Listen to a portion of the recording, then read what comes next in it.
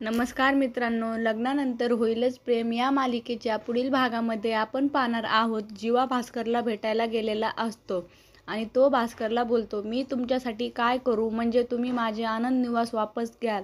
तेव्हा भास्कर बोलतो, तू एक काम कर, तुझ्या पार्थ दादाला सांग की त्या नंदिनीसोबत लग्न मोड आणि माझ्या शनायासोबत लग्न कर. मग मी तुझा आनंद निवास तुला वापस देऊन टाकतो.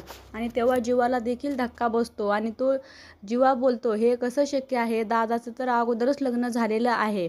तेव्हा भास्कर हा बोलतो, मग तुला हे शक्य नसेल तर मग दुसरं एक काम कर, तू तुझ्या नंदिनीला आपल्या इंटरव्हेसकडे पाठवून दे. आणि तेव्हा जीवाला अतिशय राग येतो आणि तोच कॅफेमध्ये सर्वांच्या समोर भास्करला बेदम मारहाण करू लागतो.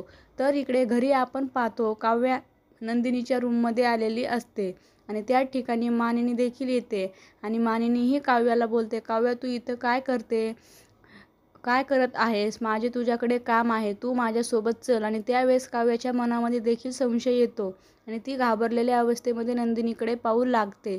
आता पुढे येणाऱ्या भागामध्ये नंदिनीचा आनंद निवास जीवा सोडू शकेल का, त्याचबरोबर मानिनीही काव्याला आपली सून मानेल का, हे पाहणे अतिशय रंजक ठरणार आहे. लग्नानंतर होईलच प्रेम या मालिकेचे सर्व अपडेट पाहण्यासाठी आमच्या चॅनलला लाईक करा, शेअर करा आणि सबस्क्राईब करायला विसरू नका. धन्यवाद.